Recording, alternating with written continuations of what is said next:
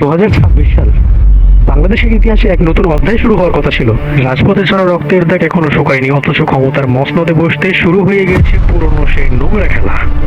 যে সংস্কারের জন্য ছাত্র জনতা জীবন দিয়েছিল, যে পরিবর্তনের আশায় দেশবাসী বুক বেঁধেছিল, সেই স্বপ্নকে জ্যান্ত কবর দিয়েছে বিএনপি সরকার। অন্তর্বর্তীকালীন সরকারের ডর্জন ডর্জন অধ্যাদেশ কেন রাতারাতি বাতিল বা তামাদি করা হলো, তো আমরা এর পিছনের নোংরা পলিটিক্যাল গেমটা আজকে দেখব।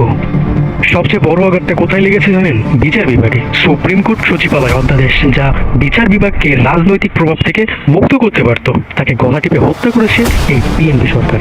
কেন? কারণ সরকার চায় বিচার হবে তাদের ইশারায় চলা রোবট। বিচারপতি নিয়োগের স্বচ্ছ আইনটাকেও তারা ডাস্টবিনে ফেলে দিয়েছে। এর চেয়ে বড় নির্লজ্জতা আর কি হতে পারে? তারা কি আবার সেই পুরনো অন্ধকার যুগে আমাদেরকে ফিরিয়ে নিয়ে যেতে চায়? পুলিশ কমিশন কেন বাতিল? উত্তর খুবই সহজ। তারা চায় না পুলিশ জনগণের বন্ধু, তারা চায় পুলিশ আগের মতোই রাজনৈতিক ক্যাডার হিসেবে কাজ করুক। মানবাধিকার কমিশনকে পঙ্গু করে রাখা হয়েছে কেন? যাতে ক্ষমতার দাপটে সাধারণ মানুষের আর্তনাদ ঢাকার কোনো আইনি দেয়াল না থাকে। অন্তর্বর্তী সরকারের সেই সংস্কারগুলো আজ বিএনপির কাছে বিষ হয়ে দাঁড়িয়েছে।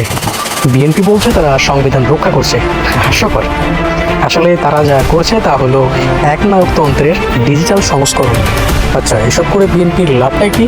আসুন লাভ নিয়ে একটু আলোচনা করি। লাভ এক, কোনো স্বাধীন সংস্থা থাকবে না যারা সরকারের দুর্নীতির ফাইল খুলতে পারে। লাভ দুই, বিচার বিভাগ আর প্রশাসন থাকবে সরাসরি পকেটে। যে সংস্কারগুলো তাদের হাত পা বেঁধে রাখতো সেগুলোকে অসাংবিধানিক বলে ছুঁড়ে ফেলা। এই কি ছিল আপনাদের ম্যান্ডেট? রক্তের বিনিময়ে অর্জিত সংস্কারগুলোকে এইভাবে জলাঞ্জলি দেওয়ার অধিকার আপনাদেরকে কে দিয়েছে? মনে রাখবেন 2024 বা 26 জনগণ কিন্তু জেগে আছে। আইনের মার প্যাচে মানুষের স্বপ্ন চুরি করলে তার পরিণাম কিন্তু খুব একটা ভালো হবে না। আপনারা কি সংস্কার চান নাকি রাজত্ব? জবাব কিন্তু একদিন দিতেই হবে। জুলাই জনতা কিন্তু এখনো দেখছে, এখনো সময় দিয়েছে আপনাদেরকে।